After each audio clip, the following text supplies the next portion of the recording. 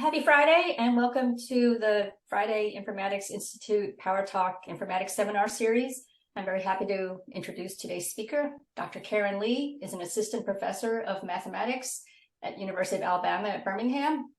He has a Ph.D. in mathematics from the University of Illinois at Chicago, and he specializes in statistical machine learning, distributed big data analysis, and bioinformatics. These approaches help us handle big data and allowing humans to interact with it and improving the ability to apply AI ML to a wide variety of practical settings. The title of this talk, Unveiling Collective Intelligence, Navigating Representative Learning for Federated Insights. Okay, thank you, Amy. Thank you for your introduction. This talk is about my favorite research, distributed learning. In the past several decades, the world actually has experienced an explosive increase in different kinds of data. Some scholars call it the big data year, which influences people's everyday life in many ways. The term big data does not only indicate the growth of data, but also a new engine for economic development and social evolution. There are massive potential knowledge and insights mined in big data, which we cannot find in regular size data. Then, what is the definition of big data? Based on the definition on Wikipedia, big data primarily refer to the data set that are too large or complex to be dealt with by traditional data processing application software. In Emerson and Keynes' 2012 article published on significance, don't join in the data. They define data is large if it exceeds 20% of random access memory on a given machine, and massive if it exceeds 50%. In the earliest three-way definition, De Mono et al. Characterize big data by high volume, that is amount of data, velocity, speed of data in and out, and variety, that's a range of data type and sources. The complexity of a machine learning model fundamentally determines its representational capacity of the model, while the model quality depends on the amount of data, since it is built upon this data. High-speed data rates may introduce dynamic parameter change. Variety in big data refers to the structured and unstructured data. Unstructured data is unorganized and comes in different files or formats. In this presentation, we will only focus on high volume of data, that is large N. The first framework for big data I want to mention is the subsampling. Subsampling method samples a relatively small subset from the whole data set to perform analysis. The optimal spots to minimize variance of estimator is required such that you can put more weights on those spots for sampling. In 2014, Ma and Sun proposed leveraging techniques has been used to sample a more informative subset of the full dataset for linear regression problems. Inspired by de-optimality in optimal design theory, Wang, Yang, and Stafken in 2019, they published a paper on JASA. That is an informative-based subsampling techniques called eyeballs for big data linear regression problems. Similarly motivated by optimality, Wang, Zhu, and Ma in 2018, they published another paper on JASA. This one actually developed an efficient two-step subsampling algorithm for large sample logistic regression, which is a special case of generalized linear models. Another framework is divide and conquer. In 2011, Ning and Xi proposed divide and conquer method. Divide and conquer is a very popular method in both statistics and computer science. This actually is the early version of federated learning. This method actually first randomly partition data, then feed block by block, and aggregate those feeds. Complexity of this problem is still the same as the full data, but it allows parallel computing and with very high accuracy.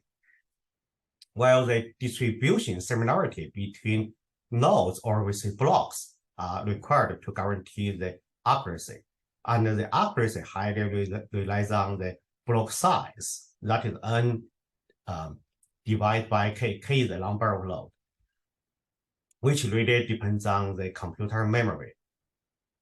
But in practice, we should not expect our data actually is a single file. Sometimes you may not be able to handle it with your desktop.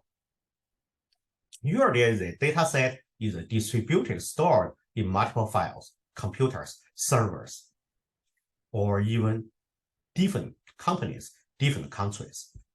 Within each data block, data points have a sort of similarity in some fields. We call it homogeneous partition. That is, homogeneity in coverts within block or node, but heterogeneous between nodes.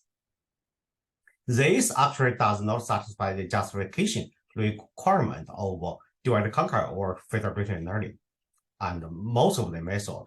So a repartition sometimes is needed, but such kind of intensive transmission will not be feasible. And the characteristic of distributed learning has three important things. First one is distributed, massive distributed. That means the k number of nodes could be large. Another one is a non-iid. That actually means heterogeneous. Another thing is unbalanced. That's similar to heterogeneous. That is, we may have lots of data in one node, but has very few data in another node. In this scenario, actually we will have some kind of issues. First, if we have a very low variation in some local features, we will not be able to update gradient search locally. And if the bulk of data loads are small, I'm not talking about the number of observations. I'm talking about the bulk, the convex bulk. If the convex bulk actually is small, then you will get high variance when you merge those results together. And the heterogeneous actually leads to the order of sequential updated matters. And we also have another issue. That is, the network bandwidth could be very low. Since in that way, it's very difficult for you to communicate a lot between nodes. Another very important issue is data localization or privacy. In that case, you cannot transfer your data, your raw data, to another node or to the central server. So in that case, lots of methods will try to get summary from the local nodes, then just convert this summary, or we say statistics, to the central nodes. Federated learning is one actually try to solve the above issues. The idea of federated learning actually is almost the same as the divide and conquer. The only thing different is the distributed data actually has already been decided. And at each node, we have to calculate some statistic sent to the central server. At the central server, just broadcast is a result to the local machine. Then the local machine will try to utilize this system information to regenerate its statistics. then send to central server. In that cases, we can repeat this procedure until we achieve some very good results. And there are some notable papers work on identical distributions for either convex problem or non-convex problem, and there are some attempts for heterogeneous convex and non-convex problems. But I will say they still have some kind of issue when they facing the challenge of heterogeneous problems. A typical algorithm of federated learning is a local SGD. The local SGD actually try to get a mini batch from local data, then use this mini batch to update the gradient. When this updated gradient, then we can update the coefficient we want. Then after several time points, we just send your updates to the server. The server will average your updates, then send back to all the clients and repeat this procedure until we get converge or stop at some time steps. Well, I think the major drawback of federated learning is this one heavily relies on SGD. That is, we have to calculate the gradient, but the gradient is something can help you to figure out what is the optimal point. This is like sufficient statistics, but this is like summary. This is not details of the local data. But for nowadays, our job is very complicated. We may want to have multiple tasks for some data set. In this case, a single summary is not enough. So how can we deal with such kind of circumstance? Actually, I propose representative learning. This is a method can deal with distributed learning. Okay, now let's look at federated learning. Suppose we have a data set D that is in a heterogeneous partition. At node K, we have the local data dk. And the number of K could be very small, much smaller than n. It could be large. If K is large, then that will reduce the accuracy of federated learning.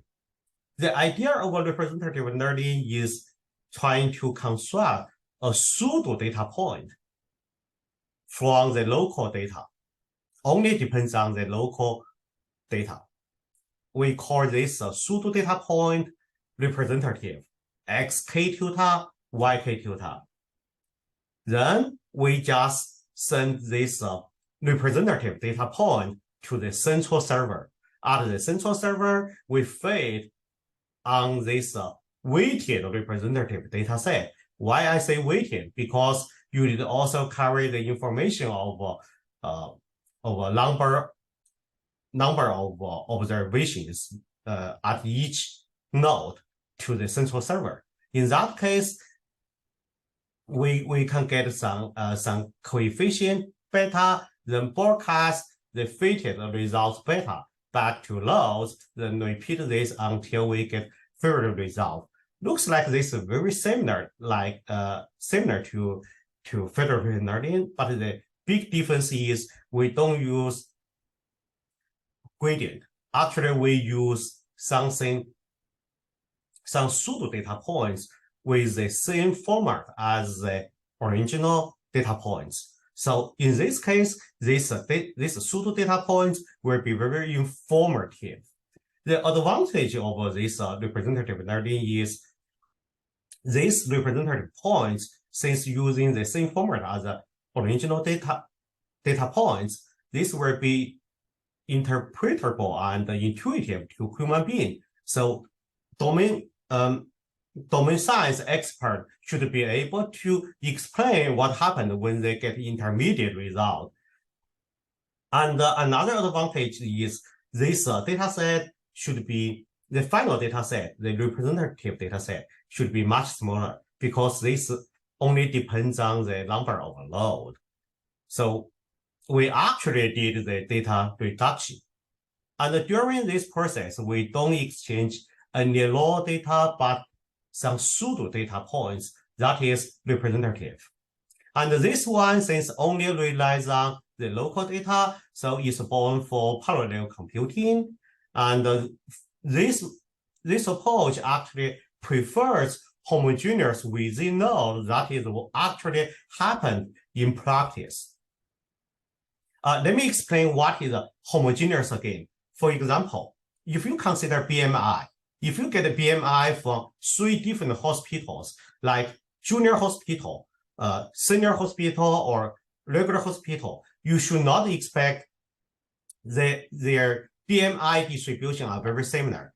For example, I believe the junior hospital has a BMI pretty close. Their distribution, this covert actually is homogeneous within node.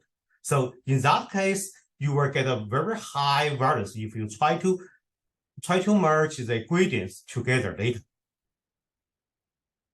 But for the representative learning, well, actually we do prefer homogeneous case. Then what is a possible way to construct pseudo data points? I think there's some very naive way.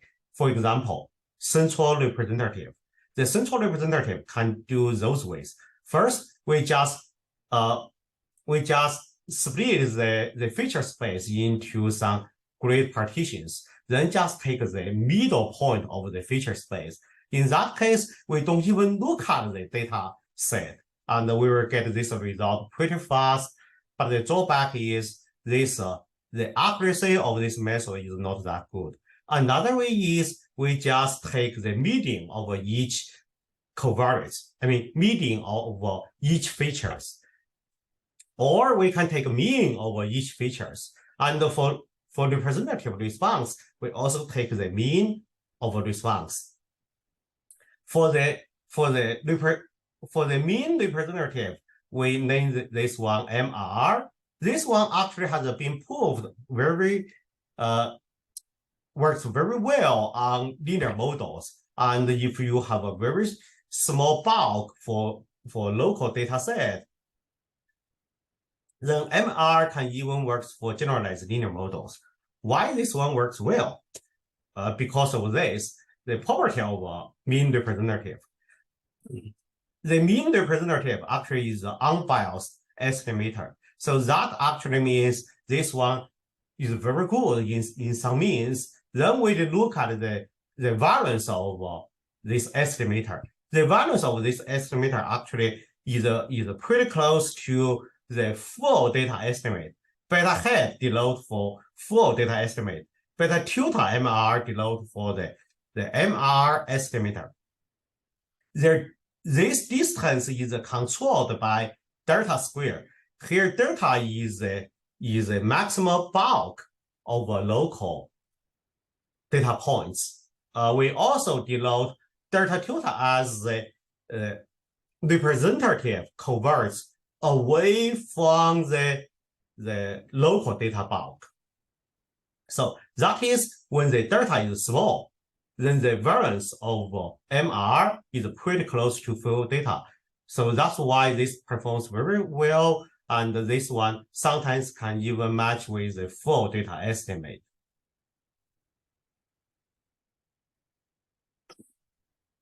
But sometimes we may have a load with a very large bulk, and the model is not linear model like generalized linear model. How can we deal with this? Then we propose another representative choice called score matching representative for generalized linear models. For generalized linear models, we assume the response Y follow exponential family distribution with a mean with mean mu. Here the mean mu is linked to linear predictor xi transport beta. We call linear predictor with a function g. This is called link function. So the log likelihood function is given by this format. Okay, we just try to maximize this log likelihood function. To maximize this log likelihood function, we need to set this derivative to be 0. That is score function. We need to set the score function to be 0. The score function of a log likelihood of a generalized linear model can be rewritten in this form. Here, this uppercase G is the inverse function of a link function G, and the nu here is a G prime divided by variance of response. For common use generalized linear models, we can have the nu and the G, so we can have a S here. Once S equals 0, then beta is the one we are looking for. So the idea here is pretty simple. Since our target is S, how about we do this? We just construct pseudo data points carry the same score function values as the local data points. In that case, when you put all the representative data points together, the score function values they carry is the same as the full data points. So if some beta achieves 0 at full data points, that one will also achieve 0 at the representative data points. So the procedure of this representative called score matching representative is like this. We get some initial estimate from MR. In that case, we can evaluate score function values for each data block.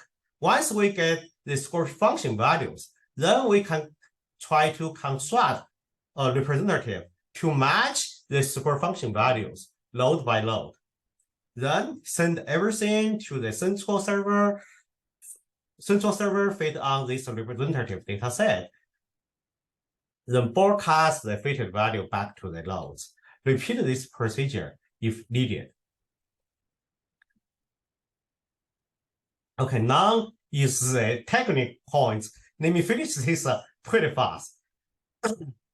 For equation 4, the left-hand side is the score function values carried by k node.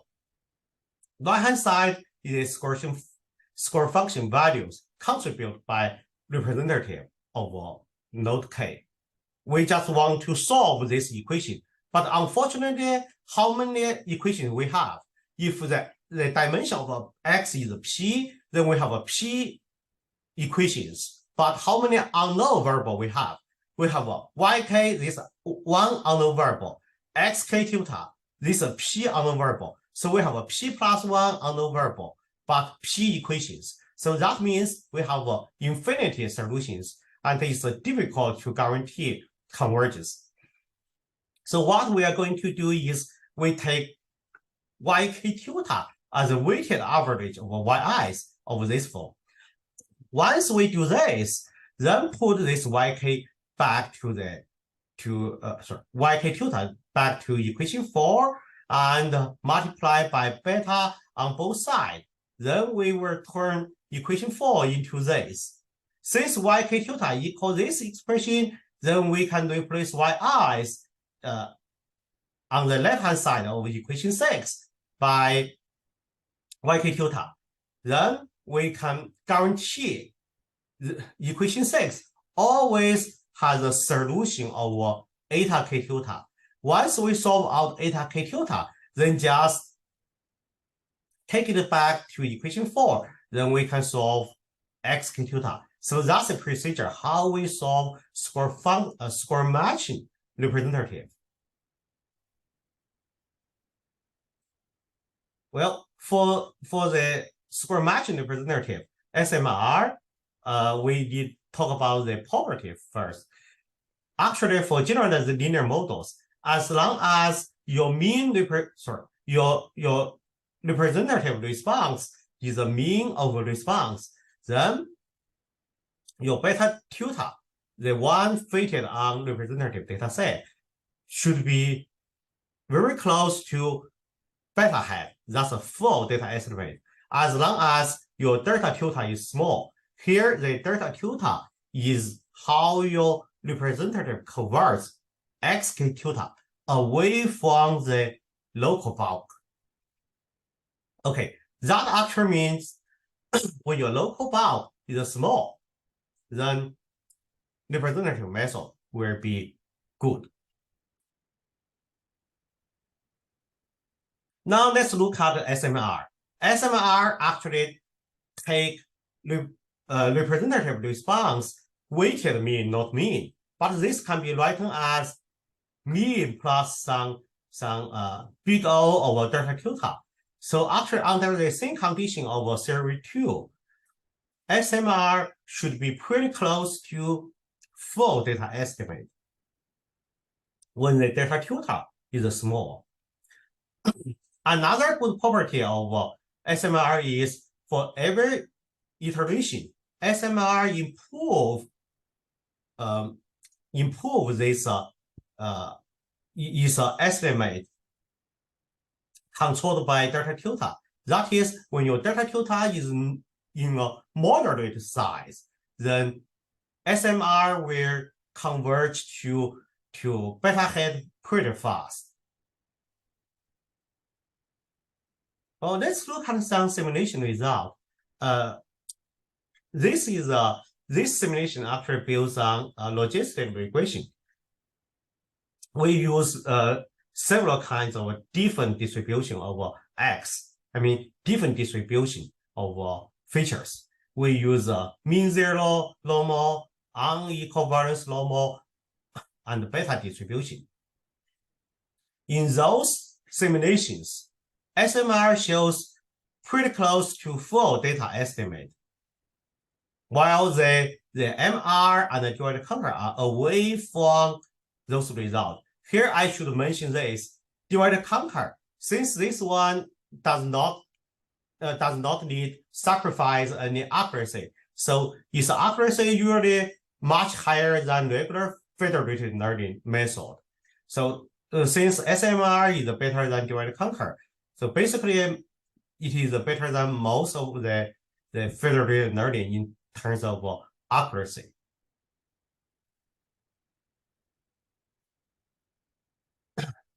Another thing I want to mention is big data property of SMR. Actually, we try to check if SMR can get additional benefit when the sample size N increase. When we increase the sample size, we figure out for all the methods, they actually benefit from this increment in the sample size. But only SMR get closer and closer to the full data estimate if they compare with the true beta. In simulation, we know the true beta, right? So to know how much additional benefit SMR get from this increasing in sample size, we just compare those methods with the full data estimate. That is, calculate is the rooted MSE from full data estimate beta hat. In that case, we can say when N increases, all the methods actually just a horizontal line. That actually means for other methods, they cannot achieve additional benefit when N increases.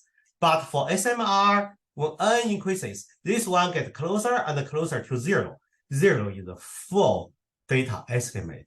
So we claim that SMR actually has a big data property.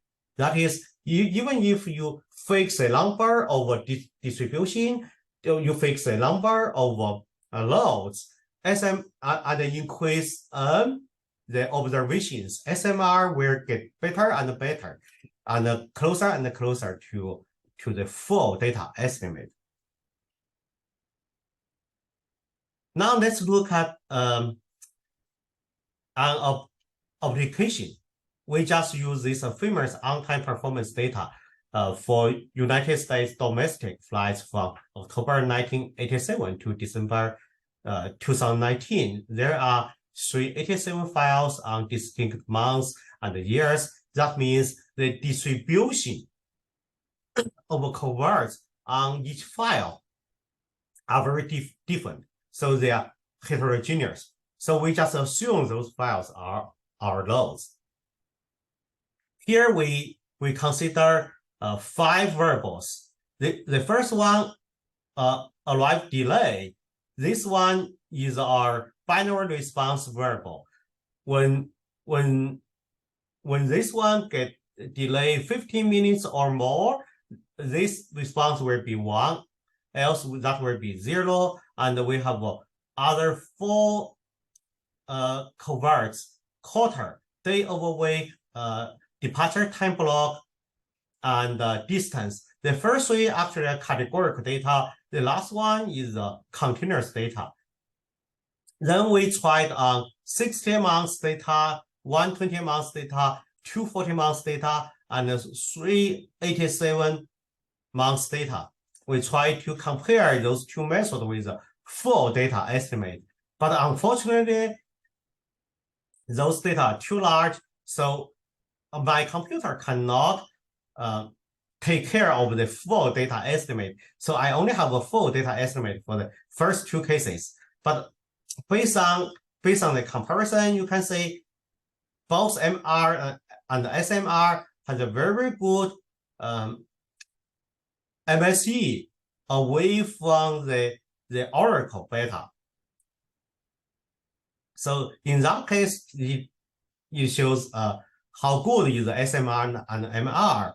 But if we try to increase the contribution from the only continuous variable distance, this result could be slightly different. In that case, MR is still comparable to full data estimate, but the MR will get a very bad result. This reason is very simple. That just because when the uppercase G, the inverse function of a link function G, is very steep. In that case, MR will not be performs good. But when the contribution from continuous variable is small, MR can still be used. But when the contribution from continuous variable increases, MR does not work at all. So SMR can still match with a full data estimate.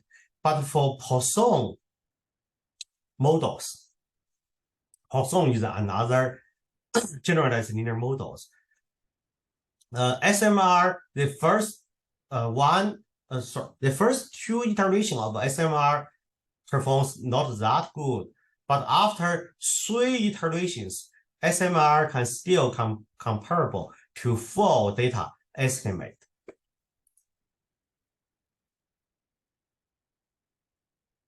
Well, for this method, SMR score matching representative, let's make a small summary. First, SMR enjoys big data property. We have talked about this in the simulation.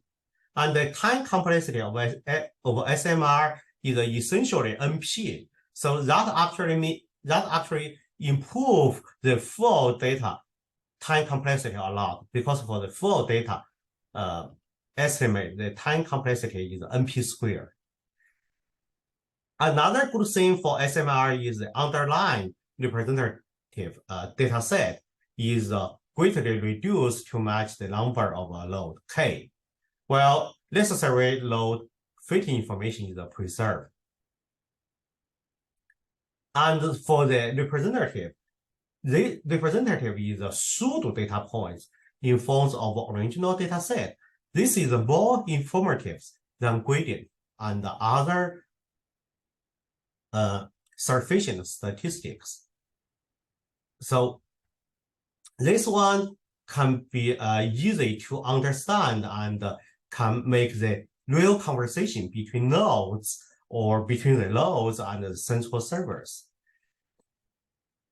Parallel, for the SMR, this one actually is birth for parallel computing, and the conversation between nodes are pretty low, and we only require very small transmissions without raw data. So this method satisfies the data localization and the privacy concerns. Another good thing for representative data set is we can use the representative data set for further inference purpose, since representative data set is in the form of original data set. And we can also send the representative data set to other nodes. Once we send representative data points to other nodes, for other nodes, they can utilize these representative data points, treat it as a real data, mix with their own local data to do some local analysis. So that's the pros of SMR, but there are some drawbacks of SMR. First, original SMR has a non-constant intercept representative. It actually goes against the intuitive intercept. Such artificial non-constant terms not plausible model interpretation in downstream analysis, so hindering further inference. And another drawback of SMR is when we solve out the representative linear predictor eta, we guarantee there is a solution. But for generalized linear models, there are up to 2 solutions to that equation. So that will lead to some kind of unstable or high values after you send the representative to the central server. And because we need to solve the equation of linear predictor, that one usually does not have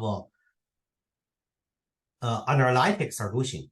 So we only have a numeric solution. So we have to request additional computational time, and that sometimes leads to instability. So because of this reason, sometimes we cannot get converged for some extreme cases. Then we try to improve SMR in 2 follow-up works. First, we try to split the original data loads by the information of a response and the information of linear predictors. For example,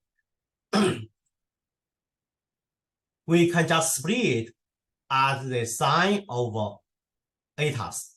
That's a sign of linear predictors. That will make valid representative response. And we can also split the sign of a difference between y and its expectation. G is the expectation of y. In that case, we will get valid representative of a linear predictor. We can split at 0 points of S prime. Here S is the score function, but use eta as a variable. In that case, S eta will be strictly monotone. So we will have a unique solution of eta that will reduce the stability or instability of the original SMR solutions. We can also split the sign of response for binary models. Once we do this, then we would be allowed to utilize SMR to calculate AIC and BIC. So we can use this to do model selection based on the likelihood information to do model selection. In another paper, we reformulate SMR by forcing intercept representative as a constant. By setting intercept representative to be constant 1, it avoids prediction of nothing in explanation and escapes the case of losing representativeness of covert representative in SMR. Now, based on those informations, this is the true algorithm for SMR. So first, we assume we have a distributed data set, xk. K is from 1 to uppercase K, and we have a time step t. At the very beginning, we do mean representative. Once we do mean representative, then we can utilize the mean representative to calculate the square function values. Then we can do SMR. For mean representative, we first calculate mean of each variables. Then send this mean of each variable from local to the central server C. At the central server C, we just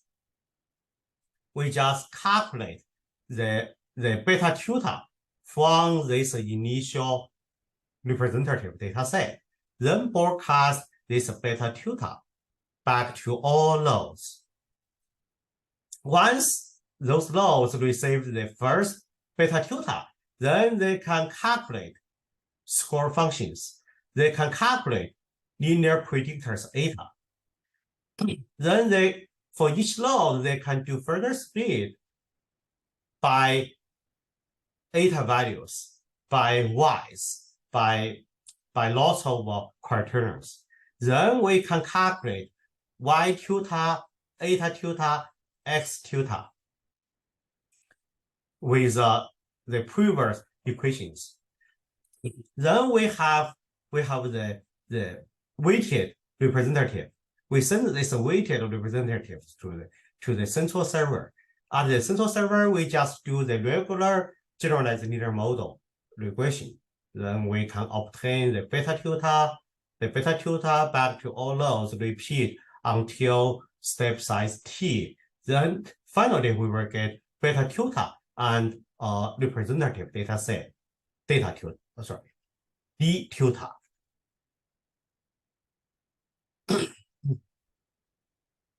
Okay, so this is the score matching representative.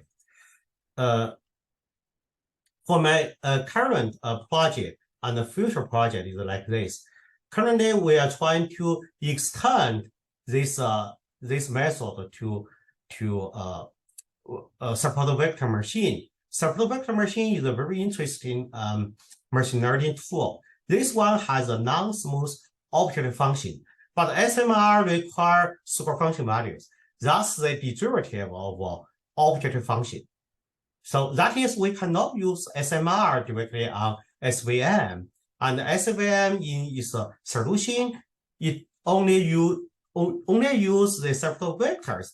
So this one is very interesting. Actually, we have achieved some significant progress in this project. And we also have another project that's a human in the loop. We try to use the representative framework to construct a human AI collaboration framework. Here, the human actually serve as a local and global decision makers, and the representative data sets from the AI local nodes helps human beings, helps the domain science expert to understand, interpret, and use their strengths of intuition and reasonings to make decisions. And we are also trying to extend the structure of representative to decentralized network or probabilistic network. We are almost done with this project, and currently we are still working well, we also work on online updating extension of representative. We have some idea of this already, but we have not finished this project yet. And I'm also looking for collaborations on applications of representative learning. If you have any distributed data set, you have a data privacy concern, you have a data localization concern, then I believe the representative learning should be a very good tool for you. Besides, representative learning is a method allows nodes and centers to do informative conversation rather than single sufficient statistics or gradients. Okay, thank you.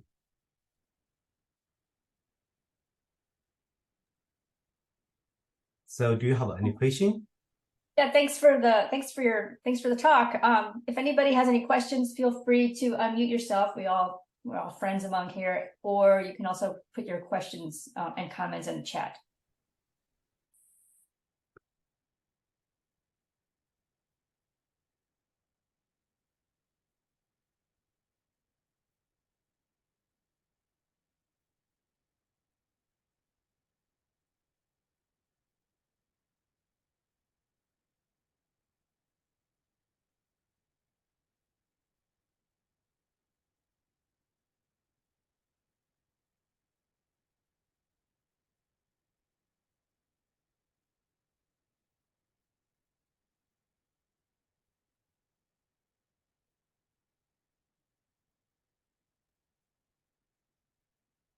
Oh, just kind of, what are some? Yeah, can you elaborate on your future plan work? I was looking a little bit at your lab site, and I didn't see a whole lot of detail, so I'm just wondering what's coming. Yeah, well, first we are trying to develop a SM version of a representative, and we try to extend this to decentralized network and online updating, and we also apply this on human in the loop application. And I'm still looking for more collaborations on this framework. This is actually an alternative framework of federated learning. If you believe federated learning can do your project, this one can also do this, and maybe in some meetings can do better. Do you have specific themes, fields, or kind of people that you'd be looking for the collaborators? Well, I don't have any specific preference, but this should be good for hospitals. For example, if you have data from multiple hospitals, then they may have data privacy issues. If they said their data should not leave their own server, so you may have to generate some summary from the server, then send to your own computer, then you analyze those data on your own computer. So if you use this representative learning approach, then you can get some representative data points from the hospitals. Then you can just work on this representative.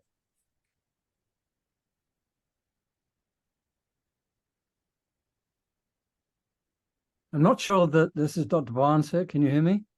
Yes, I can hear you. So I got fragments of interest in what you're doing. I do something called metabolomics, which generates very large data sets. And there is a sort of the community has a program that's used. It's developed by people at Riken and at UC Davis. It's called MS-Style.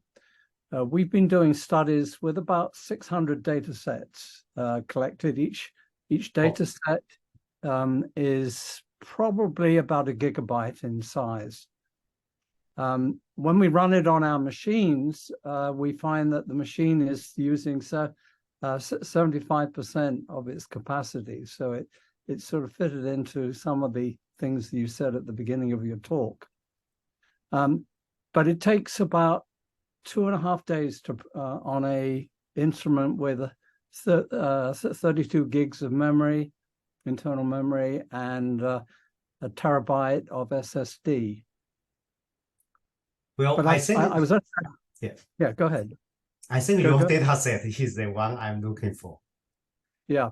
I was at a national meeting complaining about this, and a colleague who used to be at Emory, he's now at Jackson Labs, came around and said that I've got a new program, which is called Asari. It's written in Python, and it did the whole analysis in 10 minutes. And I'm not terribly sure what goes on under the hood, but perhaps you and I should talk a little bit more about this. It might be very interesting to pursue. Thank you for the information. Okay, I'll check with you later. Okay, thank you. By the way, my email is pretty simple, just KLI. KLI. Okay. Yes, so UAB. all right. Very good.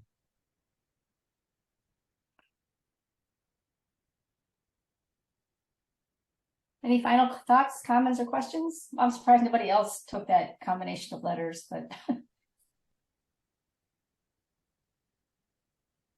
Well, hearing none, I guess we'll start our weekend a little bit early then, 4 minutes early. Everybody, thank you for attending. Thank you, Dr. Lee, for your interesting talk, and we'll hope to see you at, you had his email address. Hope to see you at the next Power Talk. Have a great weekend. Yes, Dr. Lee. This is Jim Semino. I also wanted to thank you for your talk, contributing to our series. So thank you for your take care, everybody. All right. Yeah, okay. Anybody want to collaborate, get in touch with Dr. Lee. Right. Okay, thank you. Bye. Bye-bye.